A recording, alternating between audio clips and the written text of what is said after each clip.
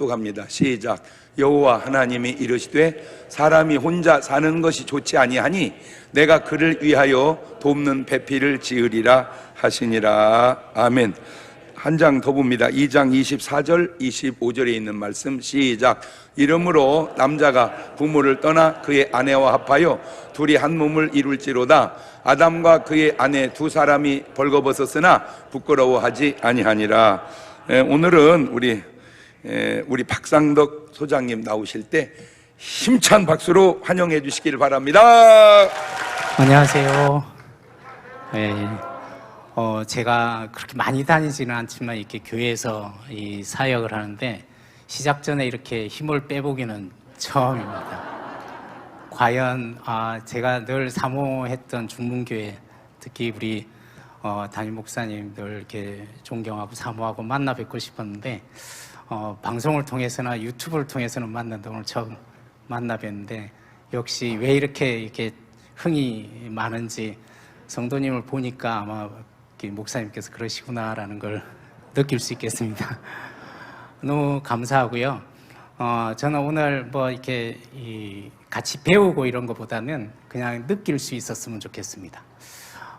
오늘 부부에 대해서, 가족에 대해서, 관계에 대해서 제가 말씀을 드릴 텐데 혹시 그동안에 그런 게 있었구나 그냥 한 가지만 느끼고 갈 수 있는 시간이 됐으면 좋겠습니다. 잠깐 제 소개 드리면 저는 90년에 결혼을 했고요.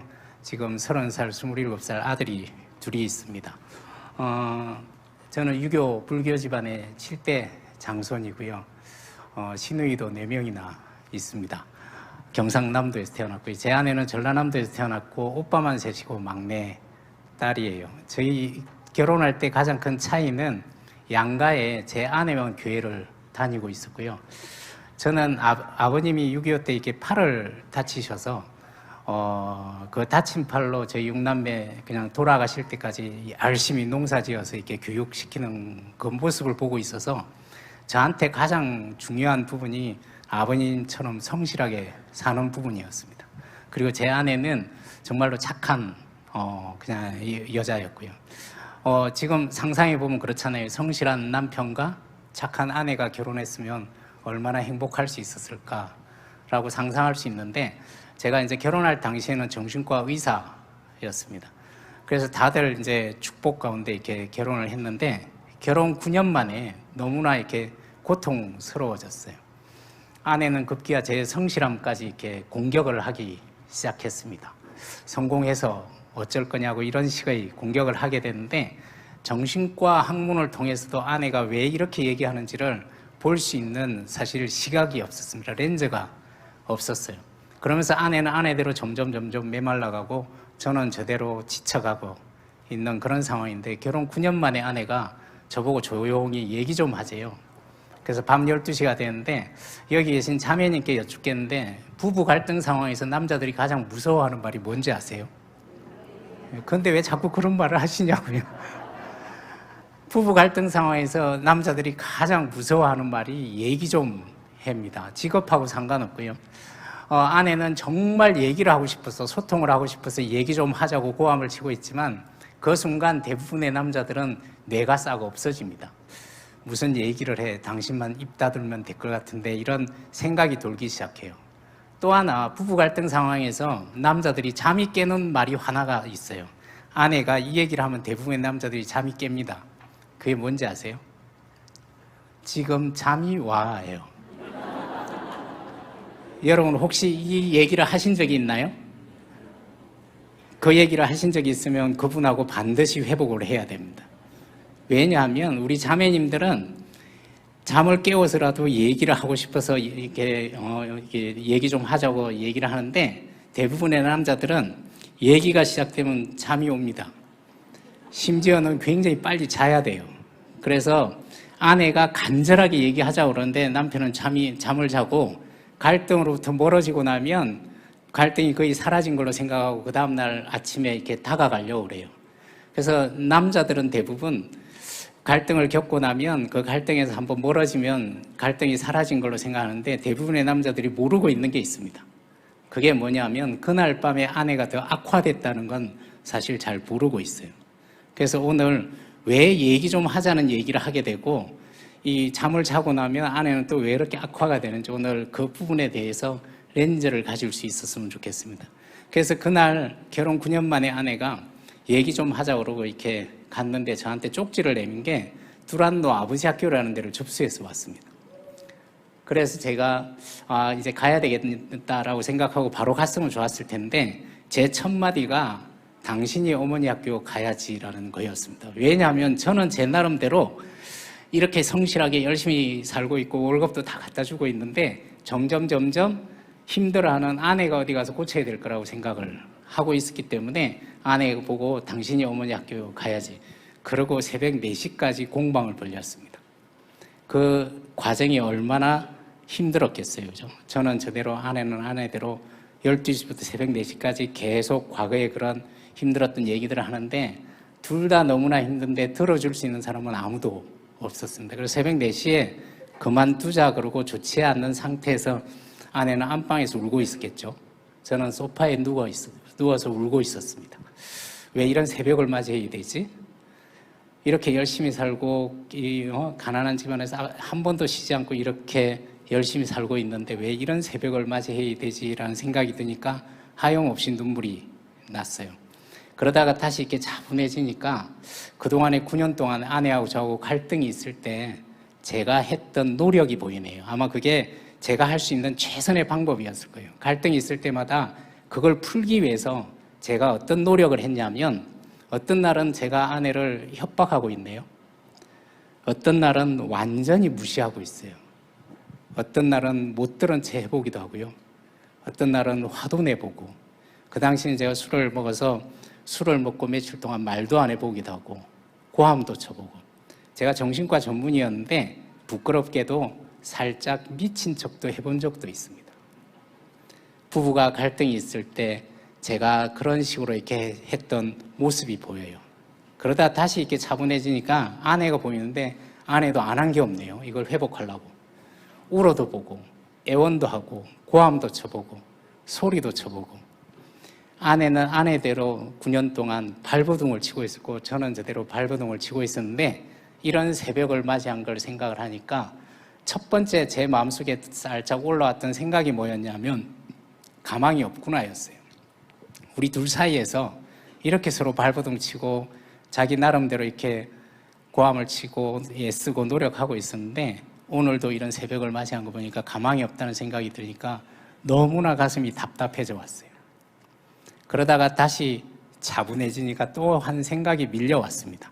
그 얘기를 드리려고 이 서론이 길었는데요. 또 한 생각이 밀려온 게 뭐였냐면 지난 9년 동안 둘이서 발버둥 쳤는데 오늘 새벽에도 이런 일을 겪은 걸 생각하면서 첫 번째는 가망이 없다는 생각이 들었다가 두 번째 저한테 밀려온 생각은 9년 동안 우리 둘이 이 문제는 풀 수 없는 거구나라는 결론이 났어요. 제가 정신과 전문이고 성실하지만 성실함하고 상관없이 이 문제는 풀 수 없는 부분이 있구나라는 생각이 들었습니다. 성실함이 부부의 관점에서 보지 못하면 상대방을 말려 죽일 수도 있다는 걸 지금은 알고 있지만 그 당시에는 그걸 볼 수 있는 렌즈가 없었어요. 그래서 우리 둘이 풀 수 없구나라는 생각이 들어서 제가 아내한테 가서 새벽에 깨웠습니다. 그랬더니 아내는 또 싸우자는 줄 알고 전투태세로 일어났는데 제가 아버지 학교를 가야 될 것 같다고 그러고 시작된 게 제가 아버지 학교를 갔어요. 물론 아버지 학교 가서 바로 변한 건 아닙니다. 아버지 학교 가서 나빠지는 분들도 있어요. 어떻게 하면 나빠지냐 하면 여기 와서 보니까 제가 저런 아버지들보다는 내가 성실한 애라는 교훈을 얻고 가면 집에 가서 오히려 폭군이 되는 사람이 있어요. 근데 저는 간절했습니다. 제가 정신과 전문이고 성실하고 열심히 살고 있지만 제가 출근을 하다가 확 꺾어버릴까 하는 그런 생각이 든 거는 병원에서 인정을 못 받아서가 아니라 제가 군의관을 마치고 용인정신병원에서 그 당시에 진료부장을 하고 있었는데 병원에서는 충분히 인정을 받았습니다. 하지만 제가 출근하다가 확 꺾어버릴까 하는 그런 생각이 들 정도로 힘들었던 거는 아내하고 관계가 나쁘니까 정말 죽고 싶을 정도로 힘들었어요. 아내는 18층에 살았는데 애 둘 데리고 뛰어내릴까 이런 생각이 들 정도로 사실은 부부 관계가 나빠지니까 두 사람 다 너무나 고통스러웠습니다. 지금은 왜 그런지를 알아요. 하나님께서 인류 최초로 만든 관계가 부부관계고 죄짓기 전에 만든 관계는 부부관계밖에 없습니다. 그리고 하나님의 형상을 닮은 이 소중한 인류를 계속 창조 사역을 이렇게 하게 된 것도 부름을 받은 것도 부부밖에 없어요. 이렇게 소중한 관계가 고장이 나면 우울하고 죽고 싶은 게 정상인데 제가 정신과 전문의인 저도 우울하고 아내가 우울하고 한데도 불구하고 그걸 정상적인 반응이라고 보지를 못했어요. 그게 성격이 잘못됐다든지 뭔가 문제가 있다고 생각을 했지 이렇게 좋은 이 소중한 관계가 잘 작동되지 않으면 우울하고 외로워지는 게 정상이구나라는 걸 나중에야 알게 됐습니다. 그래서 제가 아버지 학교 가고 5주차 때 제가 주님을 영접하게 됐습니다. 그 이전에도 제가 교회는 출석은 하고 있었지만 사실은 깊은 만남은 없었습니다. 그러고 나서 제 주변에 그리고 많은 분들이 정말 성실하고 착하고 열심히 살고 있는데 부부 관계를 얘기하게 되면 너무나 고통스러워하는 걸 이해하게 됐어요. 보게 됐어요. 그 관점을 보게 됐습니다.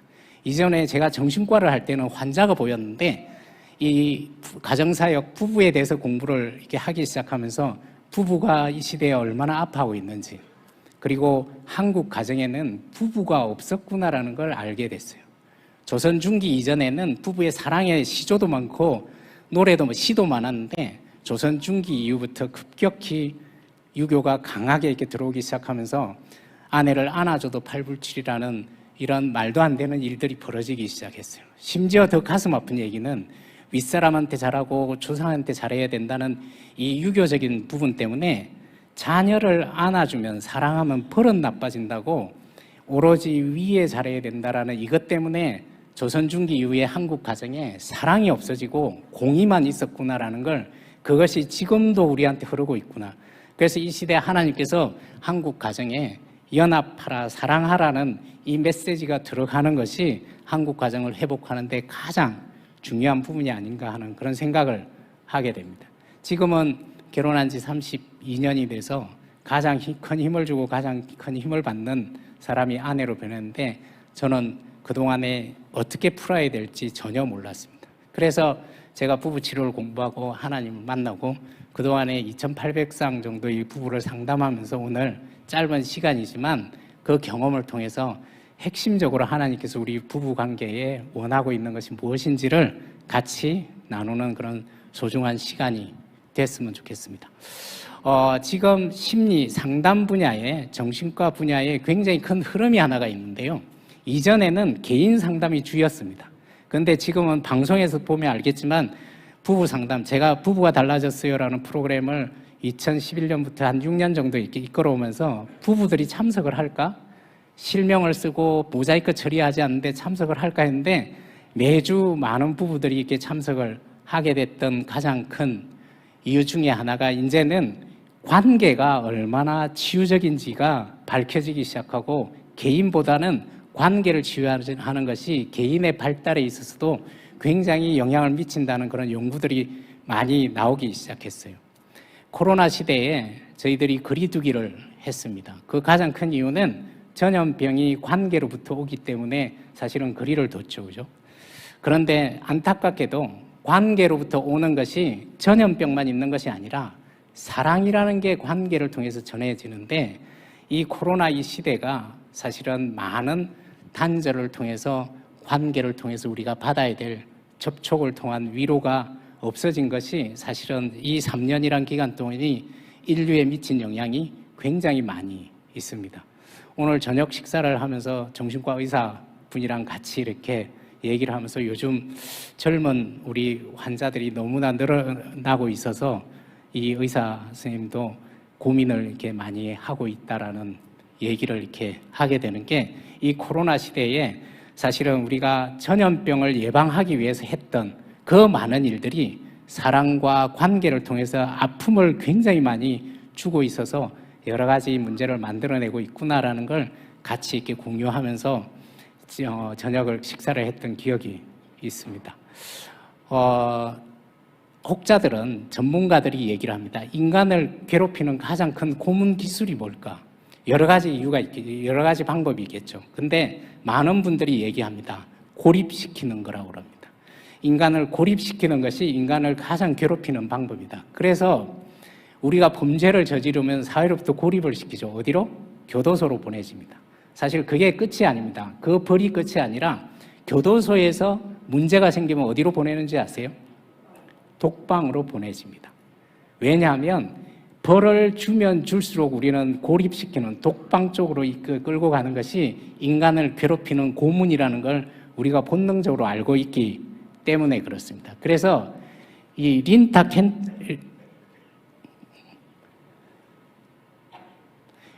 리사 켄트라는 분이 있습니다. 이분이 작가인데 독방에 오래 있었던 사람들을 연구를 했어요, 이분이. 그래서 독방에 오래 있었던 사람들을 연구를 하다 보니까 정신질환자들이 앓고 있는 모든 증상을 다 겪더라는 거예요. 불안장애도 생기고 피해망상도 생기고 환청도 들리고 잠도 못 자게 되고 심각한 우울증을 앓고 있는, 그래서 인간을 고립시키고 독방에 오래 뒀더니 정신질환을 대부분이 앓게 되더라는 거예요. 그래서 인간에게 가장 중요한 것이 타인을 통한 위로가 인간에게 가장 중요한 부분이기 때문에 그렇다고 얘기를 합니다. 그리고 데보라 블룸이라는 기자가 있는데요. 이분이 여러분 혹시 그 실험을 봤는지 모르겠는데요. 그 애착 실험인데 할로우 박사라는 분이 철사로 된 원숭이를 두고 천어로 된 원숭이, 어미 원숭이를 만들어 놓고 새끼 원숭이한테 그걸 선택하게 했습니다. 그래서 철사로 된 원숭이는 젖을 줘요. 우유를 먹을 수 있게 그 밑에 젖꼭지를 이렇게 만들어 놓고요. 천어로 된 원숭이는, 어미 원숭이는 포근함을 줬습니다. 그래서 이 새끼 원숭이를 그 두 개가 있는 곳에 풀었더니 이 아이가 처음에는 철사로 된 원숭이에 가서 젖을 먹어요. 그리고 나머지 18시간은 대부분 천어로 된 원숭이, 엄마 원숭이한테 매달려서 놀더라는 거예요. 근데 이 실험의 가장 중요한 목적은 뭐냐면 이 새끼 원숭이한테 위기의식을, 그래서 무서운 인형이나 무서운 물건을 갑자기 줬을 때 얘가 누구를 선택하는지를 보는 게 이 실험이 굉장히 중요한데 100번이면 100번 위기의 순간에 이 새끼 원숭이는 음식을 준 어미 원숭이보다는 포근함을 준 엄마한테 달려들더라는 거예요. 그 실험을 지켜본 이 데보라 블럼이라는 기자가 이렇게 얘기했습니다. 음식은 생명을 유지시켜주지만 관계는 생명 그 자체구나. 제가 조금 더 풀어서 설명드리면 우리는 배가 고프면 훔쳐서라도 먹으려고 합니다. 그런데 가족 간에 갈등이 있고 가족 간에 상처가 심한 사람은, 관계로부터 심각한 아픔을 겪은 사람은 내 앞에 산의 진미가 있어도 먹기가 싫어집니다. 여러분, 진심으로 우리의 생명의 근원은 관계라는 사실이 지금 과학적으로 심리학적으로 계속 밝혀지고 있다는 사실이죠. 그래서 이 연합, 관계가 얼마나 소중한지를 과학적으로 이렇게 심리학자들이 밝히고 있는데 몇 가지만 말씀을 드리면, 심리학자인 버트 우치노 교수는 건강한 삶을 유지하기 위해서 가장 좋은 방법은 유대감이 있어야 된다는 거예요. 심리학적으로 건강하게 살려면 유대감이 있어야 된다는 얘기를 했습니다. 그리고 하우스라는 분은 흡연이 고립과 고혈압보다도 신체에 악영향을 미치더라는 겁니다. 이분이 설명에 의하면 우리 자녀가 부모로부터 상처를 받아서 혼자 독방에 들어와서 고립돼서 지내면 이 아이가 매일 담배를 15개 피는 것과 똑같은 신체적인 악영향을 미치더라는 거예요. 부부가 서로 갈등이 있어서 각방을, 기도할 때 말고 갈등이 있어서 서로 각방을 오래 쓰다 보면 담배를 둘이서 15개 피는 그런 신체적인 효과에 악영향을 미치더라는 겁니다. 그리고 심장이 나쁠 때 갈등이 심해서 서로 고립돼서 지내면 심장마비에 걸릴 확률이 3배나 높아진답니다. 여러분, 내 배우자를 빨리 돌아가시게 하려면 갈등을 유지하시면 돼요. 그러면 내 배우자가 심장마비에 걸릴 확률이 3배나 높아지니까 갈등을 유지하면 됩니다. 그런데 이게 위험한 거는 저도 3배가 높아지기 때문에 회복하는 게 훨씬 더 낫겠죠, 그죠? 그리고 생물학자가 인간을 살펴봤더니 인간이 생물학적으로 혼자 살도록 이렇게 창조가 됐다면 인류는 멸종되었을 거라고 얘기를 합니다. 그러지 않겠어요? 인간의 본질이 혼자 사는 거였다면 인간은 이미 이렇게 종말을 고하고 말았다는 거죠. 그런데 생물학적으로 봐도 인간은 누군가 함께 사는 것이 기본적인 생물학적인 창조의 원리더라라는 걸 밝히고 있습니다. 그리고 짐 코언이라는 분인데 이분도 유명한 그 사회 신경학자인데 이분이 한 얘기는 이 결합이 통증을 줄여주더라는 거예요. 이분이 한 실험이 있습니다. 유명한 실험인데 MRI 기계에 어느 여성을 눕혀놨어요. 그리고 발가락에다가 정기적인 자극을 조금씩 줬습니다. 그랬을 때 두려움과 통증을 느끼는 뇌의 중추가 얼마나 이렇게 활성화가 되는지를 뇌를 연구를 했는데 혼자 들어가서 이 여성분이 누워 있는데 정기적인 자극이 왔을 때 물론 굉장히 심한 통증은 아닌데 통증을 살짝 느낄 수 있을 정도의 자극이 왔는데도 불구하고 혼자 그 MRI 기계에 들어가 있었을 때는 두려움과 통증을 느끼는 중추가 이분의 얘기에 의하면 미국 독립기념일 날 7월 4일 날 미국 밤하늘에 불꽃놀이 하듯이 활성화가 되더라는 거예요. 그런데 기사가 가서 손을 잡았더니 반으로 줄더랍니다. 그런데 애인이 가서 손을 잡았더니 거의 활성화가 되지 않더라는 거예요. 그래서 지금 과학적으로 밝혀진 거는 심리학적으로 누구한테 상처받는 말을 들었을 때 통증을 느끼는 회로와 칼에 찔렸을 때 통증을 느끼는 회로가 똑같다는 거예요. 그래서 실제로 누군가한테 상처되는 말을 들으면 신체적으로 똑같이 통증을 느낀다는 거예요. 프라핏이라는 분이 있는데 이분이 이런 실험을 했습니다. 그게 뭐냐면 배낭을 메고 어느 이렇게 산을 오르기 전에 등산하러 온 사람들한테 물어봤어요. 저 산의 기울기가 어느 정도 될 것 같냐고.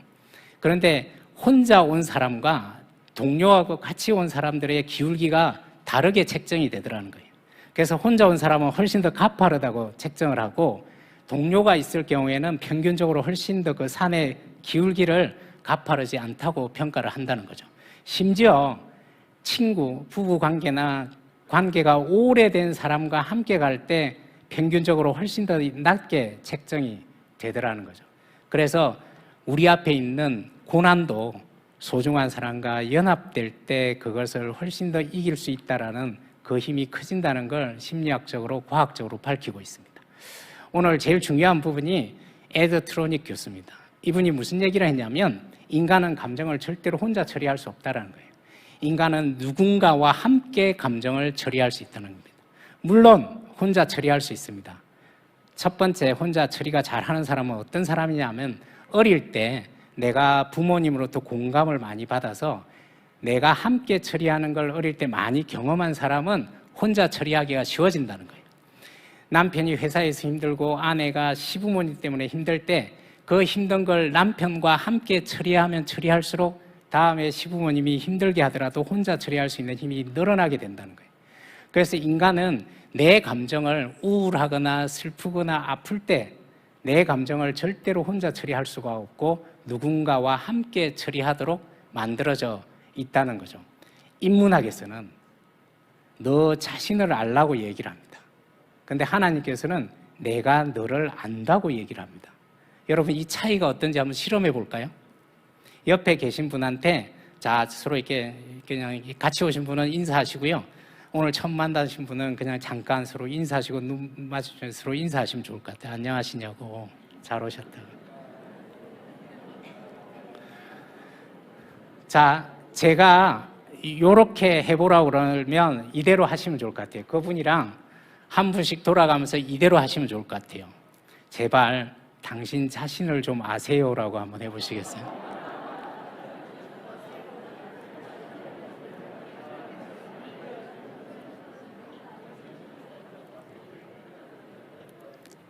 자, 이제 이렇게 할 겁니다.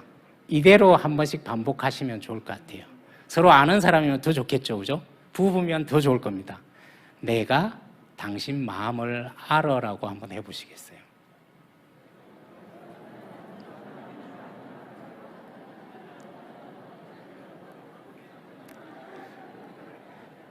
우리는 누군가에게 가까운 사람한테 그것이 문제라고 알려주려고 합니다. 그런데 알려주면 알려줄수록 그 문제가 커진다는 사실을 잘 몰라요. 우리 아이가 소심한가요? 네가 얼마나 소심한지를 계속 알려줘 보세요. 그 아이는 점점 더 소심해지게 됩니다.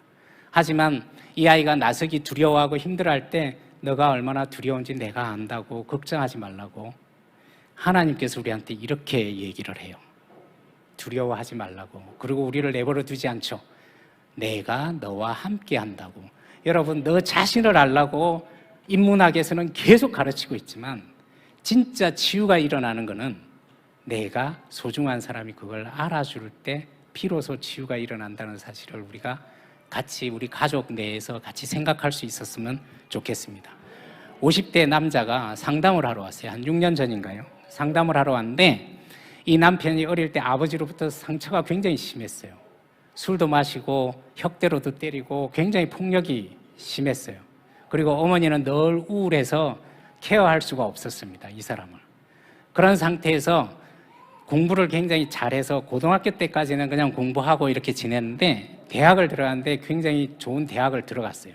명문 대학을 들어갔는데 이분이 대학 들어가서부터 어려움을 겪은 게 뭐냐 하면 앞에서 이제 발표를 하려고 그러는데 그때부터 두근두근거리고 불안해지기 시작한 거예요. 그래서 내가 왜 이럴까라는 걸 알아보기 위해서 심리학 강의도 듣고 강좌도 듣고 책도 보고 혼자서 그렇게 열심히 하는데 이분이 공학도인데도 그렇게 열심히 공부를 해서 아, 내가 어릴 때 이런 상처가 있었구나라는 걸 알게 됐어요.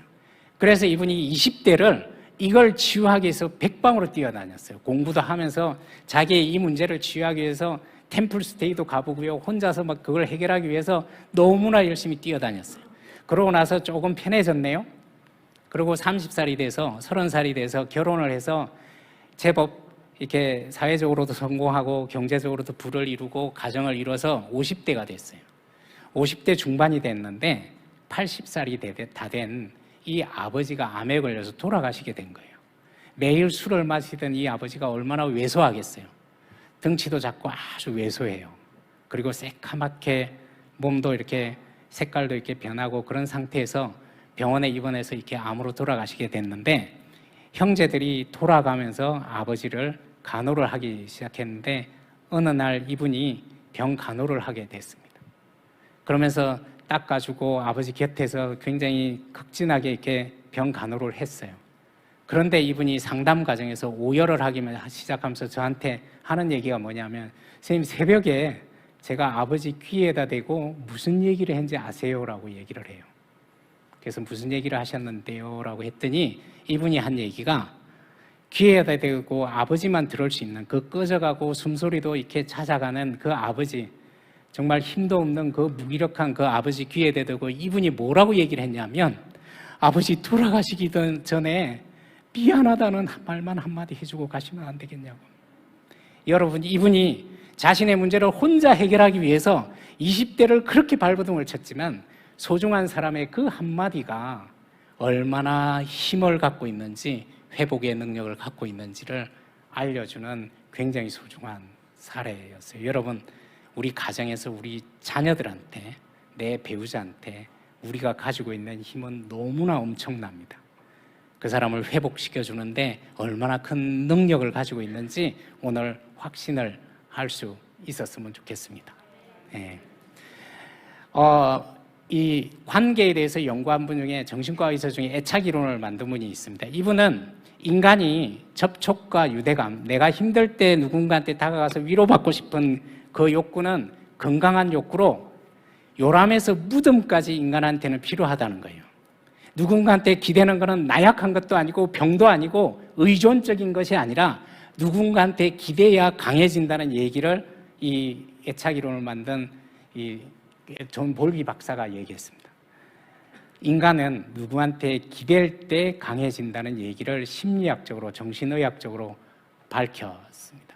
그래서 우리가 어린 아이한테만 이것이 필요한 것이 아니고 청년에게도, 장년에게도, 노인에게도 인간이 살아 숨쉬는 한 내가 힘들고 외로울 때 누구한테 기대야 된다는 거예요.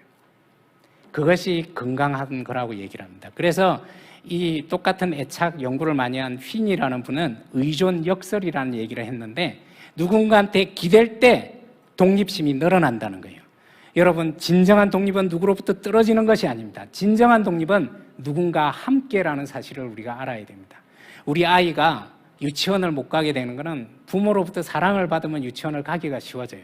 그런데 부모의 사랑을 받지 못한 아이는 분리불안이라고 독립을 하기가 굉장히 어려워집니다.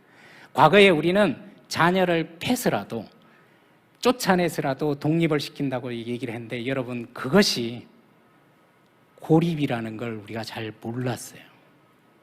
진정한 독립은 꼭 안아줄 때 비로소 가능하다는 거예요. 여호와가 내 편이시라 내게 두려움이 없나니 사람이 내게 어찌할꼬. 여러분, 우리 모든 데서 힘들더라도 진정한 하나님이 내 편이라는 느낌이 들면 자유롭게 인간을 향해서 나아갈 수 있듯이 인간의 관계 속에서도 하나님께서 우리한테 나중에 알려주고 있습니다. 누군가와 연합하는 것이 강한 부분이라고. 그래서 이 수잔 존슨이라는 분이 정서중심 부부치료를 모델을 만들어서 전 세계적으로 굉장히 이렇게 활발하게 성장하고 있는데 저희 한국에서도 이제 이 교육을 하고 있습니다. 이분이 호모사피엔스, 지혜로운 인간을 그렇게 많이 규정을 지었는데 이분이 인간을 살펴보다 보니까 호모빈클럼이라는 얘기를 썼습니다. 결합이라는 용어를 써서 인간은 본질적으로 결합하는 것이 본질이라는 그런 이 결합에 대한 얘기들을 많이 이렇게 얘기를 하고 있습니다. 그리고 에드 디너라는 교수가 있는데 이분이 행복 심리학에 대가입니다. 매우 행복한 사람이라는 그런 이 논문에서 이분이 뭐라고 얘기했냐면 행복의 요체는 관계라고 얘기를 했습니다. 여러분, 우리 하와이가 여행지로서 굉장히 아름답죠. 하지만 그게 아름다움의 본질인지는, 우리가 행복의 본질인지는 한번 생각을 해봐야 됩니다. 신혼여행 가서 일주일 동안 부부싸움을 하고 온 부부는 다시는 가고 싶지 않은 곳이 하와이가 될 거예요. 아마 대전에서도 이 뭔가 벚꽃이 이렇게 활짝 핀 곳이 있겠죠, 그죠? 서울에서도 그 여의도의 윤중로에 벚꽃이 활짝 핍니다. 그런데 사람들이 거기 가서 굉장히 기뻐하죠. 하지만 본질적으로 행복이 거기서 오는지는 다시 한번 생각해 봐야 됩니다. 부모로부터 누군가로부터 심각하게 상처를 입은 사람을 그 벚꽃이 활짝 핀 곳에 갖다 놓으면 훨씬 더 슬퍼집니다. 내가 이렇게 우울하고 힘들 때 다른 사람이 웃고 있는 그 모습이 오히려 나를 굉장히 더 슬프게 할 수도 있습니다. 기쁜 날에도 마찬가지예요. 우리 아이가 상장을 받았어요. 상 받으러 가는 게 얼마나 즐거워요. 근데 상장을 받았는데 돌아섰는데 이걸 자랑할 곳이 없네요. 그 순간 이 상장을 받은 것이 더 슬퍼지게 만들어진다는 걸 우리가 생각을 할 수 있나요? 50대 어느 아주머니가 운전면허에 붙었어요. 8번 만에. 너무나 기뻐서 남편한테 바로 전화를 했습니다. 근데 남편 첫마디가 개나 소나 이 얘기를 한 거예요. 여러분, 지금 내가 기쁘지만 관계를 통해서 내가 어떤 반응을 받냐에 따라서 진정한 행복은 그 관계를 통한 반응에 있다는 걸 다시 한번 우리가 생각할 수 있었으면 좋겠습니다. 이렇게 많은 분들이 이렇게 이 관계, 연합, 인간에 대해서 이런 연구를 했는데 이 행복 심리학의 대가는 이렇게 얘기했습니다. 소중한 관계를 유지하기 위해서 노력하는 사람은 반드시 행복해진답니다. 누구처럼? 오늘 여기 오신 분들처럼. 가족 관계, 하나님과의 관계를 회복하기 위해서 12주 동안 이렇게 열심으로, 제가 박수를 치다가 박자를 잃어버린 게 처음입니다. 왜냐하면 박수를 치고 있는데 이게 율동하는 걸 쫓아하다가 이게 놓치게 되고, 이렇게 즐거운 이 장소에 와서 관계를 회복하기 위해서 애쓰고 우리 가족 관계를 다시 생각을 하고 함께 이 부분을 풀어가기 위해서 이런 공동체에서 관계로 와서 이렇게 시끌벅적하게 이렇게 같이 연습하고 그 관계를 통해서 하는 이 모든 활동이 세종의 그 교회에서 이 준비한다고 얼마나 많은 관계가 오갔겠어요. 그 가운데 우리가 얼마나 행복할 수 있는지를 저는 강의하기 전에 이미 여기에서 충분히 느꼈습니다. 여러분, 우리가 지금 우리 가족 관계를 알기 위해서 노력하는 것이 반드시 행복해지는데 가장 중요한 조건이 된다는 걸, 그래서 우리가 깊이 생각을 할 수 있었으면 좋겠습니다. 이렇게 많은 사람들이 심리학적으로, 하나님을 모르는 사람들이 과학적으로 밝혀졌는데 이건 과학적으로 이분이 밝힌 게 아니라 하나님께서 이렇게 창조했기 때문에 그런다는 걸 우리가 알아야 됩니다. 다 같이 이름으로 시작. 이러므로 남자가 부모를 떠나 그 아내와 연합하여 둘이 한 몸을 이루리라. 아론과 그 아내 두 사람이 벌거벗어 산다. 제가 정신과를 그만두고 가정 사역을 하면서 부부 상담을 하면서 제가 병원이랑 상담소를 같이 하다가 병원을 일단 접었습니다. 왜냐하면 부부 상담을 하려면 병원을 가지고 있으면 자꾸 이쪽으로 갈 것 같아서 이제 병원을 접고 지금 8년째 이제 정신과 의사로는 활동하지 않는데요. 그 이후로 제가 붙잡은 말씀이 창세기 2장 24절 말씀입니다. 인류 최초의 부부가 탄생하는, 그래서 이 부분이 하나님이 주시는, 저에게 주시는 출애사라고 전 붙잡고 이 부분을 분석하고 이렇게 계속 저한테 주신 말씀을 통해서 제가 책을 이렇게 썼던 게 두란노에서 난 당신 내 편이라서 고마워라는 책이 사실은 여기에서 저한테 가정사역자인 저한테 주셨던 말씀 중에 오늘 두 가지만 얘기를 하려고 합니다. 첫 번째는 하나님께서 결혼을 하는데 우리한테 얘기를 한 게 남자하고 아내가 연합하는 게 결혼이래요. 이상하지 않나요? 저는 2013년도에 12월 달에 저희 연구소에서 또 이 말씀을 붙잡는데 처음으로 들어온 게 하나님께서 결혼을 하는데 남자하고 왜 아내하고 결혼을 하라고 그랬지? 남자 여자도 아니고 남편과 아내도 아니고 왜 남자하고 아내와 연합하라고 그랬을까? 그러면서 제 머리를 스쳐간 게 있는데 제가 상담했던 대부분의 부부들이 남자하고 아내가 싸우고 있구나라는 걸 알게 됐어요. 여러분, 결혼하면 아내는 바로 아내가 됩니다. 나 사랑하냐고, 자기 속에 내가 있기나 한 거냐고, 그때부터 끊임없이 바로 아내가 되는데 대부분의 남자들은 바로 남편이 안 됩니다. 당구도 못 치냐고, 나 혼자 나 혼자 여행도 못 다니냐고, 남자로서 남자의 어떤 그런 부분들을 그대로 유지하는 경우들이 굉장히 많이 있습니다. 그러면서 저에게 알려준 게 왜 이럴까라고 생각을 했는데 인류 최초의 인간을 만들 때 하나님께서는 남자는 남자로 창조하고 여자는 아내로 창조했구나라는 걸 알게 됐어요. 그래서 부부 갈등이 있으면 남자들은 남편이 되는 게 아니라 남자로 가려는 속성이 있어요. 혼자 있으려고 자꾸 그럽니다. 자꾸 이렇게, 그리고 본래 하나님께서 남자한테 주셨던 첫 번째 사명이 땅을 경작하고 지키고 실과 이름을 짓고 하는 일의 속성을 먼저 줬어요. 그래서 일하는 쪽으로 자꾸 갈등이 있으면 빠져들려고 그러고요. 아내는 관계의 속성이 있어서 자기나 사랑하냐고 끊임없이 묻기 시작합니다. 그러면서 가장 무시무시한 나랑 얘기 좀 하자는 얘기를 관계를 통해서 계속 묻게 돼요. 그런데 갈등이 있으면 대부분의 남자들은 갈등에 들어와서 이렇게 풀기보다는 내 익숙한 혼자 있는 그쪽으로 계속 가려고 하는, 이게 창조적으로 차이가 그 부분이 있구나라는 걸 알게 됐어요.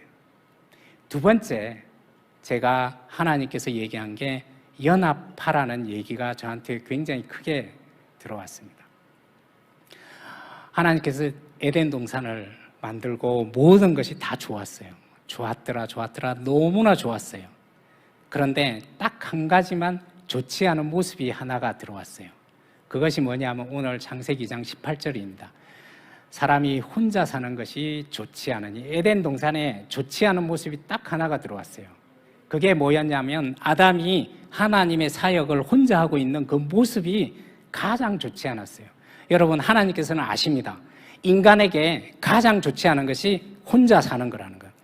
창조적으로 하나님께서는 인간이 가장 좋지 않는 상황이 뭐냐면 혼자 사는 것 자체가 창조적으로 그렇게 만들지를 않았다는 거예요. 그걸 알고 하나님께서는 창조적으로 누군가를 붙여줬어요. 그래서 성인인 누군가한테 붙여준, 인류에 얼마나 절대 고독이겠죠. 물론 하나님은 알고 있었지만 에덴 동산에 혼자 있었던 아담, 혼자 일하고 있었던 그 아담의 절대 고독을 아시고 하나님께서 그 성인에게 붙여준 사람이 배우자라는 거예요. 그래서 배우자는 하나님이 붙여준 사람입니다. 인간의 본성을 아시는, 그래서 혼자 있는 것이 좋지 않다는 이 본성을 아시는 하나님께서 붙여준 것이 우리의 배우자라는 거예요. 그래서 하나님께서는 인류에게 배우자를 통해서 절대 고독을 해결할 수 있는 그 부분을 만들어준 게, 열심히 일을 해도 외롭습니다. 여러분, 연합되지 않으면 무슨 짓을 해도 외롭습니다. 외도를 해도 외롭고요, 일을 열심히 해도 외롭고, 성공해도 외롭고, 부부가 연합되지 않으면 사회적으로 인정을 받아도 외롭습니다. 죽고 싶을 정도로 힘든 이 본질적으로 하나님께서 이 배우자와의 관계가 연합되지 않으면 절대 고독의 그 상태로 이렇게 들어가게 된다라는 걸 지금 많은 부부를 통해서 제가 경험을 하고 있습니다. 저도 그랬어요. 제가 열심히 일하고 성실하게 일하고 있었지만 저의 절대 고독은 아내하고 연합되지 못해서 함께하지 못해서 그 부분이 제가 사회적으로 인정받는 부분을 통해서 그것이 사라지는 것이 아니라 하나님께서는 연합되지 않으면 그 부분이 해결되지 않는다는 거죠. 우리를 잘 아시는 하나님께서 우리 성인의 절대 고독을 해결할 수 있는 게 골프였으면 에덴 동산에 골프장을 지어주지 않았겠어요? 그거 치라고. 아니면 일을 더 열심히 하라고 일을 더 만들어줬을 거예요. 하지만 하나님께서는 그렇게 하지 않았어요. 무슨 일을 하다가 절대로 성인이 외로움을 이기려면 부부가 연합하는, 누군가와 연합하는 것만이 그 부분을 해결할 수 있다는 걸 알려주셨습니다. 하나님께서 사랑이신데 이 사랑을 우리와 연합하려면 저희들에게 연합의 속성을 주지 않으면 저희들이 하나님께도 갈 수가 없어요. 이 사랑을 받을 수가 없습니다. 정말 우리한테 연합의 속성을 준 것은 하나님의 사랑입니다. 하나님이 우리를 사랑해서 우리에게 연합의 속성을 주지 않으면 우리는 제 갈 길로 계속 따로 갈 거예요. 그래서 우리에게 연합의 속성을 줬다는 거죠. 그래서 우리가 알아야 될 부분이 배우자는 하나님이 세운 소중한 사람이라는 걸, 그래서 내 배우자는 하나님이 세웠다는 의미가 이런 부분입니다. 인류를 아시는, 창조적으로 우리를 아시는 하나님이 혼자 되는 것이 가장 좋지 않기 때문에 붙여준 것이 배우자라는 거죠. 두 번째, 부부는 그러면 붙여줬는데 우리가 노력하지 않으면 되나요? 아니에요. 창세기 2장 24절에 연합하기 위해서 노력하라는 거예요. 제가 오는 길에 장로님을 통해서, 목사님을 통해서 저희 교회에서도 부부 사역이나 가정 사역이 활발하게 일어나고 있다는 걸 들었습니다. 여러분, 그 사역을 이용하는 것이 얼마나 축복인지 다시 한번 생각을 하시면 좋겠어요. 교회에서 하는 사역을, 가정적으로 부부 사역을 하는데 참여하는 것이, 우리는 자칫 착각을 합니다. 거기 가면 문제 있다고 생각을 하는데 거기 가서 그것을 활용해서 회복할 수 있다라는, 그래서 앞으로 우리 중문교회에서 하는 가정사역에 많은 분들이 참여해서 함께 그 부분을, 연합을 이뤄가는 그 부분을 배워가기 위해서 많은 가정들이 참석할 수 있었으면 좋겠다는 생각이 듭니다. 그리고 연합이 독립을 위해서 가장 강력한 조건이 된다는 거죠. 독립은 누구로부터 떨어지는 것이 아니라고 얘기했습니다. 우리 아이를 백화점에서 달라붙는다고 떨어뜨리려고 때리면 때릴수록 더 달라붙습니다. 왜냐하면 사랑이 부족해서 달라붙는데 떨어지라고 밀어내고 화를 내면 더 달라붙게 된다는 거죠. 진정한 독립은 꼭 안아줬을 때 진정한 독립이 이루어진다는 걸 다시 한번 생각을 하시면 좋겠습니다. 부부가 왜 싸울까요? 제가 이 부분을 이해해 가는데 정말 많은 시간이 걸렸는데, 부부가 싸우는 이유는 딱 한 가지입니다. 시어머니 때문에 싸우나요? 회사에서 잘 안 돼서 싸우나요? 성격 문제 때문에 싸우나요? 아니면 자녀 양육 때문에 싸우나요? 모든 분들이 그것 때문에 싸운다고 오는데 제가 보는 관점은 딱 하나입니다. 부모님, 시부모님, 장인 장모 때문에 싸우는 것이 아니라 장인 장모 때문에, 시부모님 때문에 힘들 때 내 배우자가 거기에 연합하지 않으면 그때부터 싸웁니다. 본질적으로 부부싸움은 그 문제 때문에 싸우는 것이 아니라 그 문제가 있을 때 내 배우자가 다가오지 않을 때 그때부터 싸우게 된다는 거죠. 시어머니가 힘들게 하더라도 내 배우자가 그 부분에 대해서 다가가서 위로를 해주면 그게 사랑으로 바뀐다. 연합은 사랑입니다.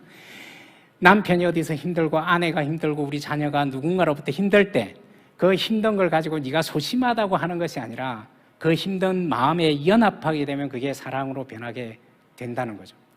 그래서 자녀 양육 때문에 싸우는 게 아니라 자녀 양육 때문에 지친 내 배우자 마음에 다가가지 못할 때 그때부터 싸우게 되지, 자녀 양육 때문에 본질적으로 싸우는 것이 아닙니다.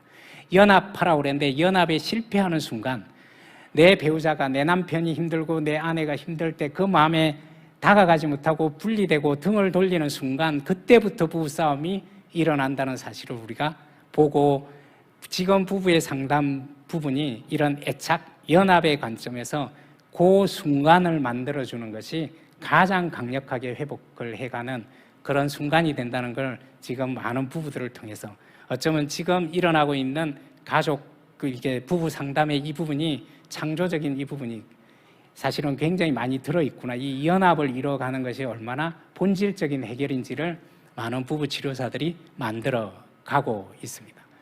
결혼은 우선순위의 변화 사건이라고 생각을 하시면 됩니다.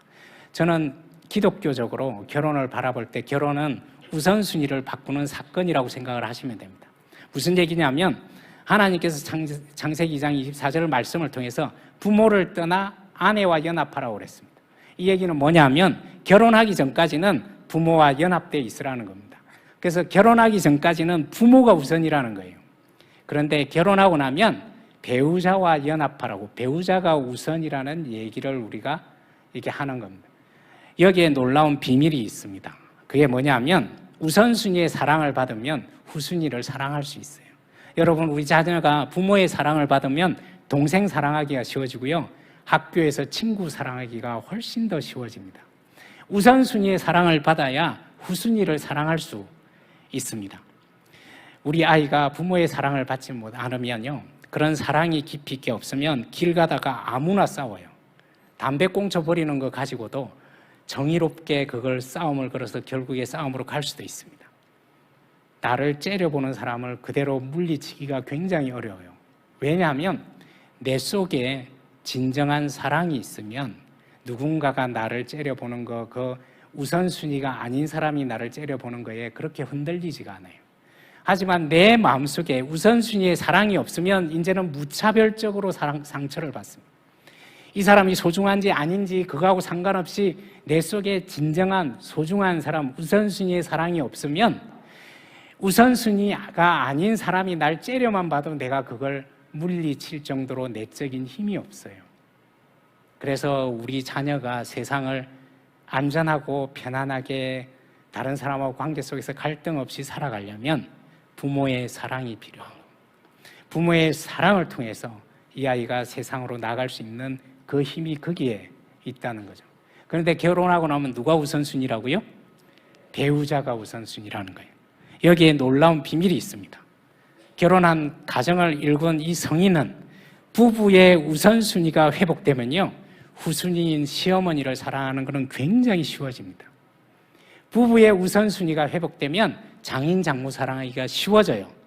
심지어 부부라는 우선순위가 회복되면 후순위인 자녀를 사랑하기가, 마음껏 사랑하기가 쉬워진다는 거예요.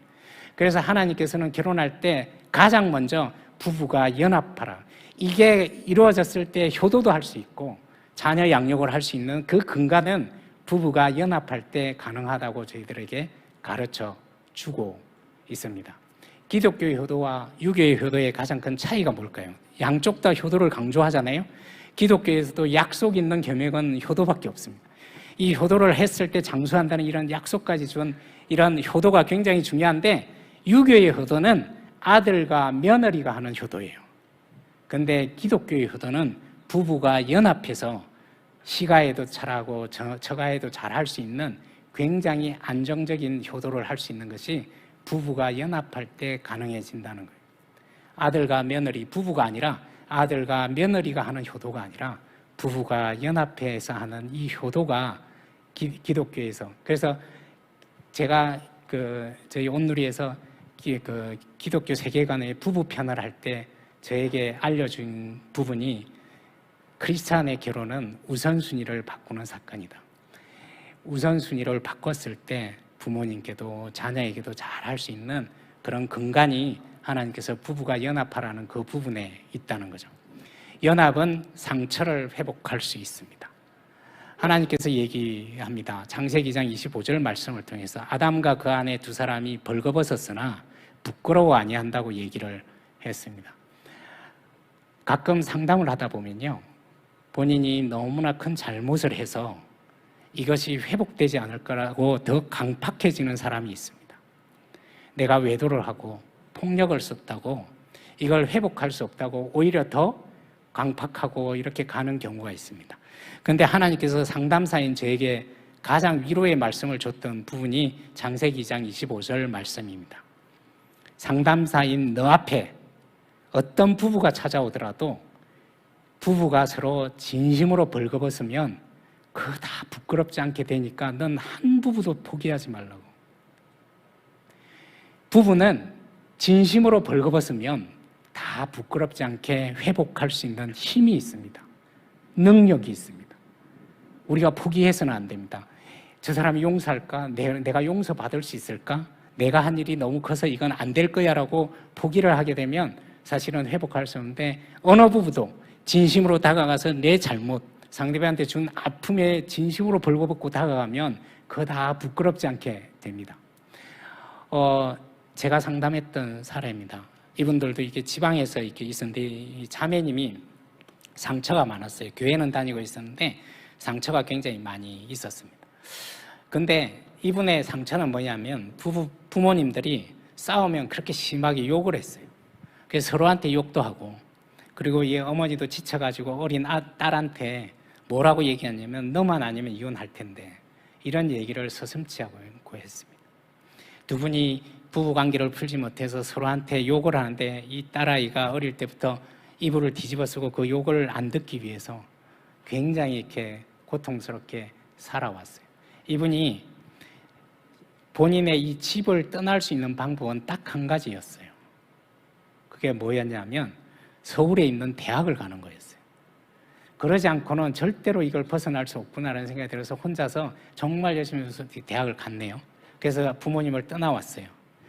그래서 이제 이 대학 생활을 하는데, 대학 1학년 때부터 어느 청년이 이분을 되게 좋아했어요. 그래서 달라붙었는데, 이 자매는 자기는 절대로 결혼하지 않을 거라고 그런 마음을 먹고 있었어요. 그리고 가정을 이루더라도 부모님처럼 혹시 살게 되면 그게 이렇게 두려워서도 본인이 결혼하지 않겠다고 이렇게 하는데, 이 형제가 끝까지 군대 가서도 군화 거꾸로 신지 않고 끝까지 이렇게 매달려서 구애를 했어요. 근데 자매는 싫어하는데 계속 10년 가까이 이렇게 이 형제가 계속 이게 따라붙으면서 결국에 결혼을 하게 됐네요. 그러고 나서 자녀를 낳았어요. 딸을 낳았는데, 그때까지 중간에 이전에 20대 초반에는 싸우면 굉장히 폭발적으로 이 자매가 화를 내고 그랬는데, 조금 안정이 되고 결혼해서 아이 낳고 안정이 됐는데, 아이가 태어나면서 문제가 생기기 시작했어요. 그게 뭐였냐면, 내가 아이가 태어났는데 우리 애를 보니까 너무나 사랑스러운 거예요. 근데 우리 부모님은 나한테 왜 그랬지? 여기서부터 이제 내 근원적인 고민이 오기 시작했어요. 여러분, 우리 많은 자매들이 부모로부터 상처가 있으면 아이가 태어나고 나서부터 그 상처가 다시 이렇게 올라오는 경우들이 꽤 많이 있습니다. 이 자매가 그랬어요. 내 자녀가 이렇게 사랑스러운데 왜 부모님은 내가 있는 그 자리에서 이렇게 욕을 하고 화를 내고 이렇게 힘들게 나를 했을까라는 그 부분이 생각이 들기 시작하면서 이게 굉장히 취약해지기 시작했어요. 그래서 남편하고도 싸움이 이제 잦아지기 시작하게 되고, 아이한테도 자기가 사랑스러운데 불구하고 이 상처가 올라오기 시작하면서 짜증을 내는 횟수가 늘어나기 시작하면서 상담을 하러 왔네요. 상담을 하는데 처음부터 마음에 열리지가 않았어요. 누구를 신뢰하고 할 수 있겠어요? 부모 관계는 두 가지를 결정합니다. 첫 번째는 내가 타인을 믿을 수 있나라는 데 굉장히 많은 영향을 줘요. 두 번째, 내 자신이 사랑스러운가에 굉장히 영향을 많이 주게 됩니다. 근데 이것이 부모 자녀 간에만 있는 것이 아니고 부부 간에도 똑같이 있어요. 부부 간에 내가 사랑을 받으면 어릴 때 아무리 상처가 많더라도 내가 사랑스럽구나가 회복이 되기 시작합니다. 그리고 다른 사람을 믿을 수 있구나라는 이 부분이 회복됩니다. 그래서 이 애착 이론을 만든 존 볼비 박사가 얘기했습니다. 애착은 변화 모델이라고. 어릴 때 내가 애착을 경험하지 못했더라도 지금 소중한 관계를 통해서 그걸 경험하게 되면 회복이 되더라는 거죠. 그래서 이 자매가 누군가를 신뢰하는 게 굉장히 어려웠어요. 그래서 저하고 상담할 때도 부부 상담을 하는데 신뢰하는 게 굉장히 어려웠습니다. 그러다가 조금씩 마음을 열기 시작하다가 한 8회기쯤 돼서 점점 얘기를 하기 시작했어요. 뭐라고 얘기하냐 하면 본인의 얘기를 하는데 욕 얘기를 하기 시작해요. 소장님, 제가 조용히 제 방 안에서 기도를 하다 보면 사방이 조용해지기 시작하면 제 신체가 느껴지기 시작한대요. 내 몸이 느껴지기 시작하면서 그때부터 자기가 사시나무 떨듯이 막 몸을 흔들기 시작한대요. 그래서 왜 그러냐고 그랬더니 내 신체가 느껴지는데 그 느껴질 때 얼마나 끔찍하냐 하면 내 세포 하나하나에 부모님 욕이 들어있구나라는 게 느껴지기 시작한대요. 그래서 그걸 떨어뜨리기 위해서 자기가 사시나무 뜰듯이 이걸 막 이렇게 흔들게 된다는 그 얘기를 하는데 옆에 있던 남편이 그걸 듣고 있는데 울고 있어요. 그래서 왜 그러냐고 얘기했더니 이 남편은 어릴 때부터 정말 사랑을 많이 받은 안정적인 그런 경험을 많이 한 사람이에요. 근데 울고 있는데 왜 그러냐고 그랬더니 이분이 한 얘기가 제가 말씀을 드리고 싶어서 그래요.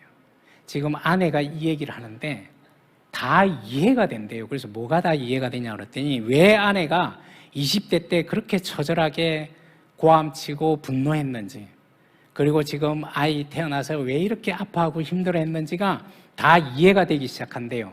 그래서 무슨 얘기냐 그랬더니 아내의 말을 빌자면 저는 부모님의 사랑을 받았는데 부모님의 사랑을 받았다면 내 세포 하나하나에 부모의 사랑이 들어있는데 이렇게 부모의 사랑을 받아도 세상 살기가 이렇게 힘든데 아내의 세포 속에 그게 들어있다고 본인이 느껴지면 얼마나 본인이 살아가는 게 힘들었는지 이제는 다 이해가 된다는 거예요. 그래서 그 얘기를 직접 하라고 그랬습니다. 아내한테. 이걸 재연이라고 그러는데요. 그래서 이제 다 이해가 된다. 당신이 왜 그렇게 발버둥을 쳤는지, 나는 사랑을 받았는데 그런데 당신 마음속에 세포 하나하나에 그런 게 느껴지면 당신이 얼마나 그걸 이겨낼 힘이 없었는지 다 이해가 된다고, 왜 몸부림쳤는지 다 이해가 된다고 얘기를 하는데, 이때 그 자매님이 저한테 무슨 얘기를 하냐 하면요, 선생님, 소장님, 제가 제 세포 이렇게 속에 있는 요걸 떨어뜨리기 위해서 책도 많이 보고 어떻게 해야 될지 궁리도 많이 하고 그동안에 발버둥을 쳤는데 지금 남편이 내 아픈 이 마음을 이해해 주는데 세포 속에 욕이 하나씩 떨어져 나가는 것 같아요. 여러분, 연합이 회복입니다. 연합이 우리 자녀의, 우리 배우자의 어릴 때 상처를 치유할 수 있는 그 힘이, 왜 하나님께서 연합을 하라고 그랬냐면 여러분이 부모님한테 사랑을 못 받았더라도 뒤돌아보지 말고 지금 소중한 우선순위와 연합하기를 힘쓰면 부모님한테 받지 못한 그 사랑을 지금 회복할 수 있으니 두려워하지 말고 지금 가까이 있는 사람과 연합을 시도하라고. 그래서 만들어준 것이 배우자라고. 우리 자녀를 정말 안아주고 사랑해야 될 부분, 그리고 있지만 지금 그렇게 해야 되고, 우리 남자들도 우리 아이들 많이 안아주시기 바랍니다. 안아준 자녀는 버릇 나빠지지 않아요. 훈육만 하기 때문에 훈육이 안 통하지, 사랑을 받으면 얼마든지 훈육을 해도 받아들일 수 있는 힘이 있습니다. 그래서 우리 자녀한테 해야 되지만 결혼하는 순간 배우자와 연합하는 거에 힘써야 됩니다. 여기 우리 크리스찬, 우리 부모님도 우리 자녀가 결혼할 때 부모한테 우선하라는 것이 아니라 네 배우자와 우선하라고 가르쳐야 된다는 거죠. 네 배우자와 연합하라고. 우리는 유교가 아니잖아요. 결혼하더라도 부모님한테 잘하는 것도 중요하지만 우선 너 배우자가 먼저 연합하라는 거예요. 그래야 비로소 부모에게 더 건강하게 잘할 수 있는 그 힘이 거기에 있다는 걸 우리가 생각을 하시면 좋겠습니다. 과거에 우리 유교에는 자녀를 양육하는 거에 이렇게 훈계하는 쪽에 너무나 돼 있어요. 사랑보다 훈계 쪽에. 그래서 내 자녀를 남들한테 손가락질 당하지 않는 아이로 키우는 것이 굉장히 중요한 덕목이었어요. 여러분, 그 속에 얼마나 큰 아픔이 있는지 아세요? 자녀가 남들한테 손가락질 당하지 않는 아이로 키우기 위해서 가정에서 얼마나 많은 손가락질을 하는지를 아세요? 물만 엎질러도 야 이 칠칠 맞은 놈아라고, 아주 작은 것만 엎질러도 남들한테 손가락질 당하지 않는 아이로 키우기 위해서 가정에서 얼마나 그렇게 하는지 몰라요. 여러분, 가정은, 제가 공부를 해서 이렇게 알게 됐는데요, 가정은 남들한테 손가락질 당한 아이로 키우기 위해서 야단치기보다는 남들한테 손가락질 당한 아이를 품어주는 곳이어야 됩니다. 우리는 가정에서부터 사랑, 공의가 아니라 도리가 아니라 사랑을 회복하라고, 하나님께서 연합하라고, 부모와 자녀가 연합하고 부부가 연합하라는 이 얘기를 우리 한국 가정에 하고 있습니다. 그러면 어떻게 연합할 것인가? 연합을 결단해야 됩니다. 지금부터 우리 자녀, 정말 문제도 있고 사춘기 때문에 힘들기도 하겠지만 우리 자녀와 앞으로 연합하겠다는 결단을 하셔야 됩니다. 그리고 내 배우자와 연합하기는, 하나님이 우리를 부를 때까지 이 땅에서 우리가 연합하면서 이 애쓴 것이 얼마나 많은 축복을 가져다 줬는지를 앞으로 삶 가운데 충분히 경험할 수 있게 오늘 결단해야 됩니다. 내 배우자와 앞으로 연합하겠다고. 분리가 아니라, 떨어져 나가는 것이 아니라, 다른 곳에서 우리 문제를 푸는 것이 아니라 우리 배우자와 우선 연합하겠다는 결단을 하시면 보이는 게 굉장히 많을 거예요. 교회에서 이런 프로그램을 하면 그때부터 비로소 보일 거예요. 이런 결단이 없으면, 프로그램이 있으면 피하게 돼요. 거기 들어가서 내가 부끄럽게 될까 봐 피하게 돼요. 하지만 이런 결단을 하기 시작하면 교회에서 하는 이런 프로그램에 참석하는 거에 훨씬 더 용기를 얻게 될 겁니다. 그리고 분열을 거부해야 됩니다. 인문학에서는 지금 분열을 강조하고 있어요. 여러분, 많은 매스컴이 얼마나 분열이 건강하고 좋은 거라고 얘기를 하고 있는지, 결혼보다도 이혼이 더 아름답다고 이게 포장되는 그런 부분들이 있습니다. 그래서 우리가 연합, 지금 힘들지만 결합, 회복될 수 있다라는 그런 부분들을 통해서 잡은 물고기 먹이 주는 것이 아니라는 이 말도 안 되는 부분들 가지고 우리가 지낼 것이 아니라 함께 연합하기를 위해서, 하나님이 부르는 그날까지 우리가 연합하기 위해서 이런 자리에 와서 배우고 하는 것이 건강한 것이고, 누군가한테 기대는 것이 건강한 것이고, 누군가한테 기대야만 강해질 수 있다라는 이 부분에 대해서, 그래서 남편도 기대해야 됩니다. 열심히 일하고 말 한마디에 내 열심히 일한 걸 날려버리는 것이 아니라 열심히 일한 것을 위로받을 수 있게 배우자한테 기대해야 되고요. 자녀를 양육하고 지친 우리 배우자, 아내도 남편한테 기대는 것이 건강한 거라는 걸, 연합하는 것이 건강한 것이라는 걸 다시 한번 생각하시면 좋겠습니다. 연합을 위해서 우리가 해야 될 것은 표현하는 겁니다. 여러분, 저도 알았습니다. 사랑하는 것과 사랑한다고 말하는 것은 완전히 달라요. 비로소 우리는 아버님이 돌아가시고 나서 나중에 남아있는 아버지의 흔적을 보면서 눈물을 흘리면서 아버지가 날 사랑했구나라고 느끼게 되는 이 안타까움을 우리가 경험하지 않았으면 좋겠어요. 지금 사랑한다고 얘기를 하는 것이 얼마나 소중한 부분인지를 다시 한번 생각을 하시면 좋겠어요. 여러분, 우리가 표현하지 않으면 거꾸로 생각할 수도 있어요. 어느 남편이 외도를 했어요. 그러면서 회개가 되기 시작했어요. 너무 잘못했어요. 그래서 아내한테 용서도 구하고 싶은데 그날로 아내가 식음을 전폐하고 안방에서 나오지를 않아요. 문을 걸어 잠그고 나오지를 않습니다. 너무나 가슴이 아파요. 내가 이 배신감이 너무나 커서 아무것도 할 수 없어요. 안마 커튼을 치고 방에서 그냥 혼자 물만 갖다 놓고 음식도 먹지 않고 그냥 방 안에 있어요. 하루 이틀이 지났는데 남편이 마음이 점점 무거워지기 시작했어요. 정말 용서도 구할 텐데 아내는 전혀 나오려고 하지 않고 반응을 보이려도 않고 들어가려고 그러면 화를 내요.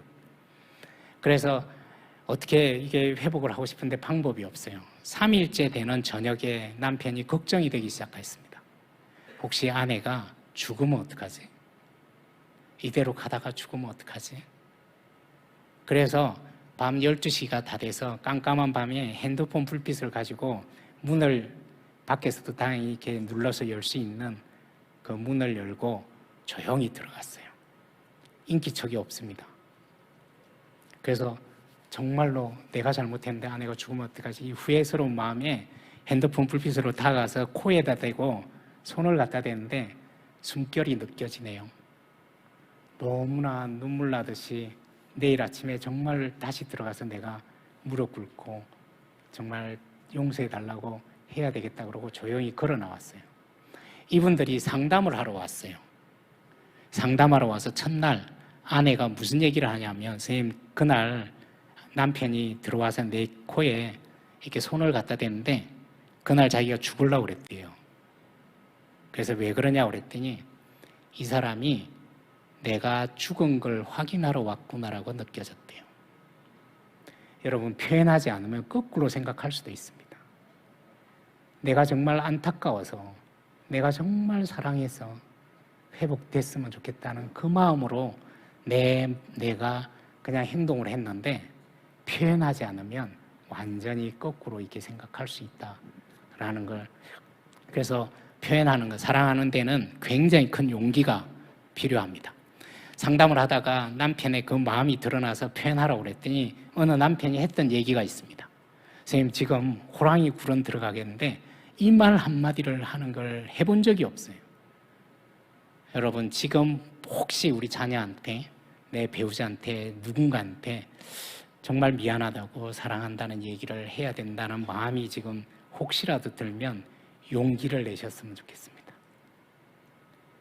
내가 누군가로부터 이해받고 싶듯이 상대방도 반드시 내 용서가 통할까가 아니라 내가 누군가한테 이해받고 싶은 마음이 나한테 가득하듯이 그 누군가도 나로부터 이해받고 싶은 마음이 굉장히 크다는 확신을 가졌으면 좋겠습니다. 저 사람이 날 사랑한다고 내가 좋다고 얘기를 하면 내가 기분이 좋아지듯이 내가 그렇게 얘기했을 때 상대방도 차츰차츰 변화될 수 있고 내가 그거 변화시킬 수 있다는 확신을 가졌으면 좋겠습니다.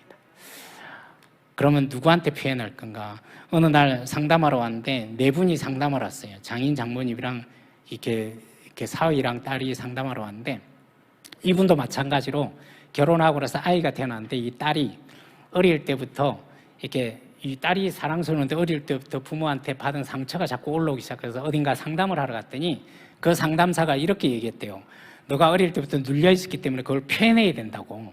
그래서 그날부터 이 사람이, 이 딸이 부모님한테 당신이 내 인생 망쳤다고 막 표현하기 시작했어요.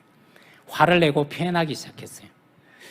제가 그게 가슴이 너무 아팠습니다. 그 상담사가 얘기한 부분은 일부는 맞는데 일부는 잘못됐어요.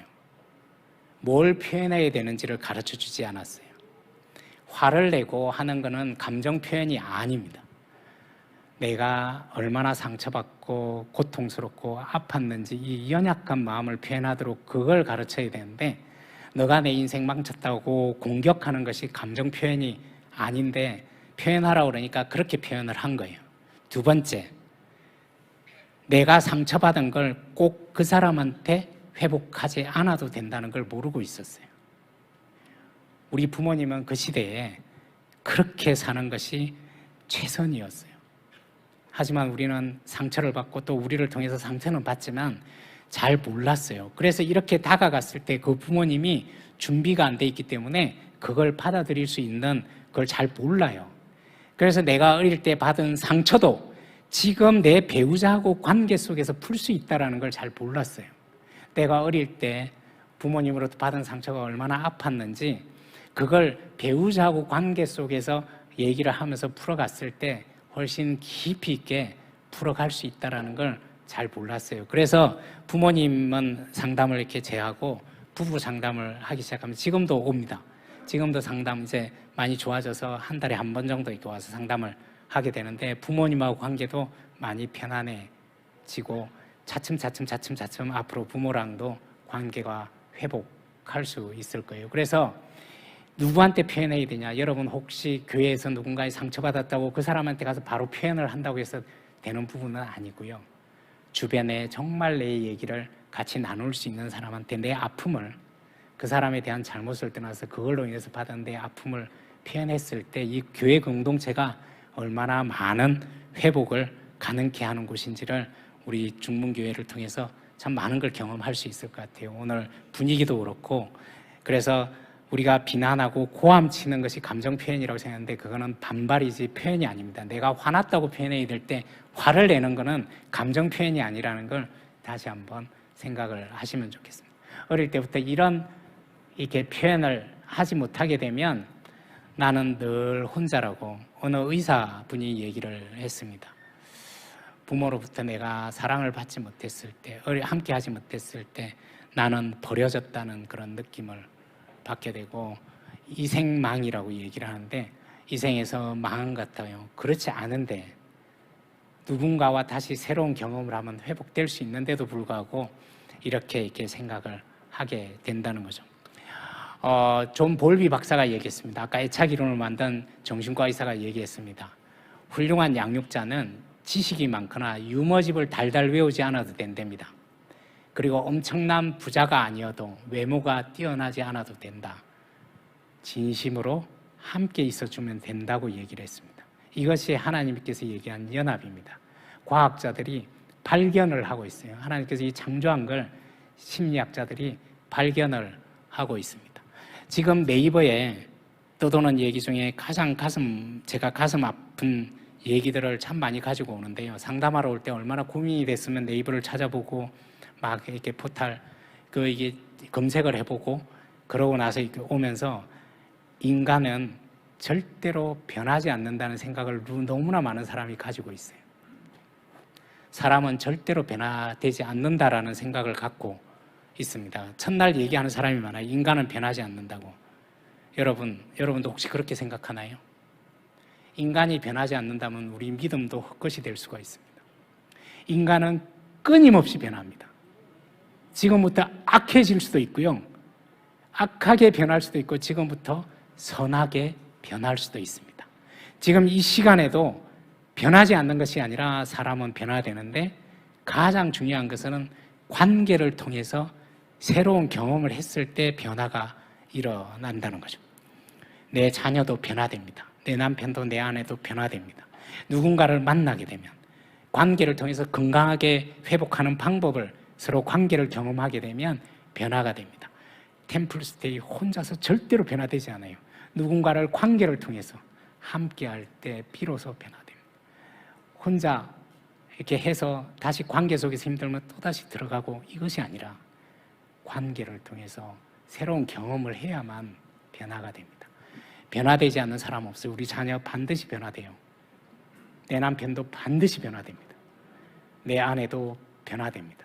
내가 어떻게 하냐에 따라서, 내가 어떻게 반응하냐에 따라서, 누군가와 어떤 경험을 하냐에 따라서 반드시 변화가 된다는 거죠. 그래서 사람이 변할 수 없다라는 그 부분에 우리가 속아서는 안 됩니다. 사람이 변화될 수 없으면 우리가 왜 이 자리에 앉아 있겠어요? 우리가 끊임없이 변화되고 사람은 고쳐 쓰는 것이 아니다라고 그 얘기 들을 때마다 바로 내가 설명을 하지 않지만 턱 가슴이 아파요. 사람은 고쳐 쓰지 않는다는 이 생각 때문에 사람을 변화시키고 있지 못한데 얼마나 아팠으면 이렇게 생각을 하고 있을까라는 그 아픔이 느껴져서 사실은 그래서 본인의 아픔을 표현할 수 있게 상담 과정에서 서로 이렇게 다가가서 그 아픔을 보기 시작하면 그걸 끌어안아서 연합하기 시작하면 사람이 변화될 수 있다는 걸 많은 부부들을 통해서 개인을 통해서 경험을 하게 됩니다. 여러분 불화는 혼수입니다. 삼성 LG가 혼수가 아니고요. 불화가 혼수입니다. 우리는 성장한 상태에서 성숙한 상태에서 결혼하지 않아요. 우리는 미성숙한 상태에서 결혼합니다. 그래서 불화는 이미 내가 가지고 가는 거예요. 우리가 성숙했다면 아내의 그 잦은 투쟁, 작은 투정들 다 받아줄 수 있지 않겠어요? 하지만 내가 그렇게 성숙하지 않았어요. 남편이 힘들어할 때 내가 정말 성숙하고 힘들면 내가 지치더라도 다 받아줄 수 있겠지만 우리는 그렇게 성숙되지 않았어요. 그래서 부부 불화는 이미 예견된 겁니다. 결혼하면 반드시 불화를 겪게 돼요. 제가 주례사를 할 때 반드시 얘기합니다. 바로 행복해지는 것이 아니라 바로 연합하는 것이 아니라 연합하는 과정에서 성장통을 앓듯이 부부는 반드시 불화를 겪게 될 것이라고. 그때 당황하지 말고 그것을 걷어내게 되면 이 세상 어떤 관계로도 누릴 수 없는 그 행복을 누릴 수 있는데 그때 내가 선택을 잘못했다든지 그것이 아니라는 것. 불화는 반드시 오게 된다는 것. 그래서 많은 부부들이 행복보다는 불화는 100% 다 경험을 하게 된다는 거예요. 왜냐하면 우리는 성숙하지 않아서 결혼해요. 그런데 하나님께서 얘기합니다. 연합하라고. 여러분 부부가 서로 연합해서 일상생활을 편안하게 나누려면 얼마나 많은 노력을 해야 되는지 모릅니다. 그래서 그 노력의 과정을 통해서 연합을 하게 되면 비로소 우리는 성장을 향해서 나아갈 수 있다는 거예요. 우리가 성장을 포기하지 않았으면 좋겠습니다. 다시 한번 내 배우자를, 우리 자녀를 포기하지 않았으면 좋겠습니다. 그 연합할 때 우리가 차츰차츰 성장해 갈수록 성숙해 갈 수 있다는 걸, 그래서 하나님께서 끊임없이 우리한테 연합하라고, 힘들겠지만 연합하라고, 그 일을 포기하지 말라고 한국 가정에 얘기하고 있습니다. 갈등은 회복될 수 있습니다. 그리고 지금 드러난 문제 이외에 그 뒤에 아픔을 우리가 보는 부분들이 중요하다는 거고, 갈등은 연합을 하기 위한 몸부림이라고 생각을 하시면 돼요. 시어머니 때문에 힘든 것 때문에 갈등이 생기는 것이 아니라 이 사람이 내 마음에 연합해 달라는 신호예요. 제가 코로나로 인해서 사법연수원에 가서 강의를 하지 않는데, 그 이전에 제가 가정법원 판사들을 대상으로, 분들을 대상으로 이렇게 강의를 할 때 제가 반드시 하는 얘기가 있습니다. 제가 정신과 하면서 몰랐는데, 부부 상담을 하다 보니까 부부가, 판사가 이렇게 3번 두들기면 이혼을 하게 되는데, 모든 이혼하는 부부들은 이혼하는 순간에도 상대 배우자한테 외치고 있는 말이 있습니다. 여러분, 사랑받으면 절대로 싸우지 않아요. 부부싸움은 미워서 하는 싸움이 아니라 내가 사랑받고 싶은데 그게 되지 않아서 싸움이라는 걸 다시 한번 생각하셨으면 좋겠어요. 그래서 모든 부부들이 이혼하는 순간까지 서로를 향해서 뭐라고 외치냐면, 당신 나 사랑하냐고. 얼마나 가슴 아파요. 연합을 향해서 우리가 포기하지 않았으면 좋겠습니다. 미워서 하는, 내 배우자가 화를 내고 회피하는 것이 미운 것이 아니라 이 사람한테 다가가는 두려움이 있고, 다가갔을 때 그 연합하지 않을 그런 두려움에 의해서 이렇게 갈등이 생긴다는 걸, 미워서 하는 분노가 아니라는 걸, 사랑받지 못해 내 사랑이 필요하구나라는 그 부분을 다시 한번 생각을 하시면 좋겠습니다. 자녀와 우리가 결혼하기 전까지는 꼭 연합하고 있어야 돼요. 그리고 결혼하고 나서는 예식장에서 자녀를 줘서 배우자한테 바톤 터치라, 그게 우선순위의 성경적이죠, 그죠? 부모를 떠나 배우자와 연합하는 이런 부부의 우선순위를 회복하라고 우리가 가르치는 것이, 그래서 그 자녀를 떠나보내고 남은 그 자리에 우리 연세 많으신 우리 부모님들도 부부가 연합되기를 60대고 70대고 같이 배워가는 것이 굉장히 중요한 부분이라고 이렇게 하나님께서에게 얘기하고 있습니다. 적자생존, 우리는 흔히 얘기하죠. 강한 자가 살아남고 살아남은 자가 강하다고. 그런데 미국 심리학회에서 한 20년 전에 이런 얘기를 했습니다. 앞으로의 시대는 사랑받은 자가 살아남는 시대가 올 것이라고. 연합을 경험한 자가, 하나님과의 연합을 경험한 자가 우리가 살아남는 시대가 올 겁니다. 그렇게 돼야 되고요. 그리고 부모와 연합을 경험한 자가, 부부의 사랑이 회복된 그 가정이 앞으로 살아남는 시대가 올 거라고 얘기를 하고 있습니다. 에덴 동산의 첫 가정 모델은 이렇습니다. 하나님의 사랑 안에서 부부가 연합하는 것이, 이게 가정의 원형입니다. 가정의 원형은 하나님께서 첫 가정을 만들 때 모든 가정은 이 모습으로 돌아가야 된다는 거예요. 하나님의 사랑 안에서 부부가 서로 연합하라는 거예요. 그런데 죄로 인해서 하나님과의 관계도 단절이 되고 부부가 서로 탓하기 시작했어요. 그래서 그 부부의 사랑, 하나님의 사랑이 들어갈 자리에 텅 비기 시작했습니다. 우리는 비기 시작하면 뭔가를 채우려고 합니다. 뭘로 채우려고 하냐 하면 본질적으로 내가 애쓰고 있는 것이 크게 보이기 시작합니다. 그래서 죄로 인해서 남자들은 수고한 소신, 일이 중요해지기 시작했어요. 그래서 배우자와 연합해야 될 자리에 결혼을 했음에도 불구하고 일과 연합하기 시작했어요. 남편과 연합해야 될 그 자리에 내가 수고해서 난 자녀가 보이기 시작합니다. 내가 애써서 난 자녀가 보이기 시작합니다. 그래서 남자들은 일과 연합하기 시작했고요. 아내들은 자녀와 연합하기 시작했어요. 여러분, 이 모습이 우리 지금의 모습 아닌가요? 저는 부부를 보면서 창조론이 맞구나라는 걸 실감하게 됩니다. 부부가 연합하라고 하나님께서 지금 외치고 있습니다. 부부가 연합하라고. 일과 연합한 거, 일을 열심히 하지 말라는 것이 아니고, 일을 하면서 그 외로움, 그 고통을 위로받을 것은 부부가 연합할 때 가능하다고. 자녀를 양육하면서 힘든 그 아픔은 부부가 연합할 때 위로를 받을 수 있다고 얘기를 하고 있습니다. 그래서 회복은 할아버지가 연합하고 부모가 연합하고 자녀가 연합해서 땅에 충만하고 번성하고 다스릴 수 있는 가장 큰 축복의 계획은 부부의 연합에 있습니다. 가정을 통한 가장 큰 축복의 계획은 부부가 계속 만들어져야 땅에 충만하고 번성하고 다스릴 수 있는 이 축복이 일어나지 않겠어요? 그래서 가정을 통한 축복의 계획은 원형으로 돌아가야 됩니다. 부부가 연합해서 우리 부모님께도 더욱더 잘할 수 있고 우리 자녀들에도 잘할 수 있고 우선순위가 우리 부부일 때 그것이 더욱더 가능해진다는 걸 생각을 하시면 좋겠습니다. 많은 사람들이 갈등으로 해서 등지고 있어요. 부부도 그렇고 가족도 그렇고 자녀들도 그렇고 교회 공동체에서도 많은 부부들이 등지고 있습니다. 하지만 그 깊은 마음속에는 본능적으로 서로에게 다가와 줄 것을 요구하는 이 연합의 본능이 있다는 걸 알아야 됩니다. 인간은 그렇게 창조됐습니다.